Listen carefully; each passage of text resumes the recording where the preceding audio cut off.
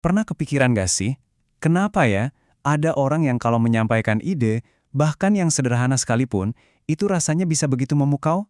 Nah, itu bukan sihir, tapi itu adalah seni. Hari ini, kita akan sama-sama membongkar rahasia di balik seni mengungkapkan satu ide dengan berbagai cara yang indah dan tentunya efektif. Oke, kita mulai dari pertanyaan ini ya. Satu ide, tapi kok bisa ada banyak cara buat ngungkapinnya? Gimana caranya? Kita semua kan punya gagasan, tapi gimana caranya membungkus gagasan itu supaya nggak cuma dipahami, tapi juga dirasakan sama orang lain? Gimana kita bisa ngomongin hal yang sama dengan cara yang lebih kuat, lebih menarik, dan pastinya lebih nempel di kepala? Untuk ngejawab semua pertanyaan tadi, kita butuh semacam peta. Nah, dalam tradisi keilmuan Arab, peta untuk menavigasi dunia komunikasi yang indah dan efektif ini namanya balagah. Anggap aja ini fondasi dari semua yang akan kita bahas kali ini. Jadi, apa sih balaghah itu? Gampangnya, ini adalah ilmu yang memastikan pesan kita itu nyampe dengan sempurna. Jadi bukan cuma soal pakai kata-kata yang keren aja, tapi juga maknanya harus jelas, dan yang paling penting, harus pas dengan situasi dan kondisi, alias kontekstual. Balaghah ini bukan ilmu tunggal ya, dia itu luas banget, kayak sebuah dunia yang punya 3 cabang utama. Yuk kita lihat petanya sebentar biar kita paham posisi kita sekarang ada di mana.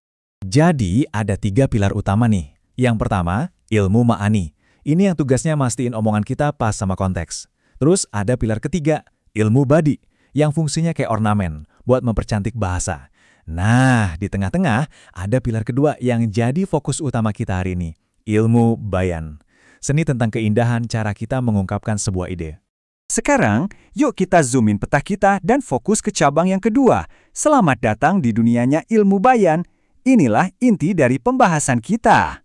Nah, ini dia jantungnya ilmu bayan. Konsepnya itu, satu makna, banyak ungkapan. Ilmu ini ngasih kita kemampuan buat nyampein satu gagasan yang sama dengan berbagai gaya bahasa yang variatif. Dan setiap gaya punya efek dan rasa yang beda-beda. Yang menarik kalau kita lihat dari asal katanya, bayan itu sendiri artinya terbuka atau jelas. Ini nunjukin kalau tujuan dari keindahan berbahasa itu bukan buat bikin sesuatu jadi rumit, tapi justru sebaliknya, untuk membuka pemahaman yang lebih dalam dengan cara yang memukau. Keren ya? Oke, terus gimana cara kerjanya? Nah, ilmu bayan ini nyediain semacam toolkit atau seperangkat alat linguistik yang bisa kita pakai. Yuk kita buka kotak peralatannya sama-sama. Di dalamnya ada 3 alat utama yang bakal kita bedah satu persatu. Ada tashbih atau perumpamaan, lalu ada majas atau kiasan, dan terakhir kinayah, ini seni sindiran halus. Oke, kita ambil alat yang pertama, tashbih. Coba bayangin ini sebagai seni untuk membuat perbandingan atau perumpamaan, biar makna yang mau kita sampaikan itu jadi lebih hidup dan lebih jelas. Cara paling gampang buat ngertiin tashbih itu ya, dengan menyamakannya sama simili atau majas perumpamaan dalam bahasa Indonesia. Intinya sama, kita membandingkan 2 hal yang sebenarnya beda buat menonjolkan satu sifat yang sama. Contoh klasiknya, wajahnya bersinar selaksana rembulan. Yuk kita lanjut ke alat kedua yaitu majaz. Nah ini levelnya naik sedikit nih. Di sini kita pakai kata yang bukan pada makna aslinya. Selamat datang di dunia kiasan dan metafora. Coba perhatiin kalimat ini. Saya melihat singa di atas kuda. Kalau diartiin langsung, aneh banget kan? Masa iya singa naik kuda? Ini maksudnya apa coba? Nah, disinilah keajaiban majas bekerja. Kata singa di sini itu bukan hewannya, tapi kita pinjam sifatnya, keberanian. Jadi kalimat itu sebenarnya artinya, saya melihat seorang kesatria yang sangat pemberani di atas kuda. Jadi kita meminjam kata singa buat melukisin gambaran yang jauh lebih kuat, lebih heroik. Jadi intinya, majas itu adalah saat kita pakai sebuah kata bukan dengan makna aslinya. Tapi ada syaratnya, harus ada hubungan yang logis antara makna asli sama makna kiasannya. Kayak contoh tadi, hubungannya adalah sifat berani yang sama-sama dimiliki oleh singa dan kesatria itu. Alat terakhir di toolkit kita namanya kinayah. Nah yang ini yang paling halus dan paling canggih nih. Ini adalah seninya menyindir atau ngasih isyarat tentang sesuatu tanpa perlu mengatakannya secara terang-terangan. Kinayah ini unik banget, jadi kamu bilang A, tapi maksud kamu sebenarnya B, yaitu sesuatu yang jadi akibat dari si A.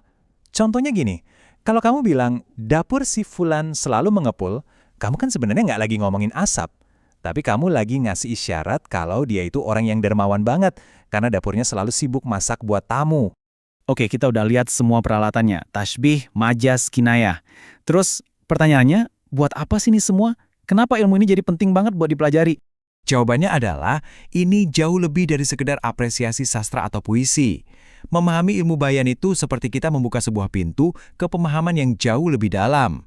Kalau kita lihat dari sejarahnya, tujuan utama ilmu ini dikembangkan itu dalam banget, yaitu supaya kita bisa memahami dan merasakan keindahan serta kemukjizatan linguistik Al-Quran. Karena kitab suci ini sering banget menggunakan gaya bahasa bayan untuk menyampaikan pesan-pesan ilahi dengan cara yang paling menyentuh hati. Dan ternyata manfaatnya luas banget.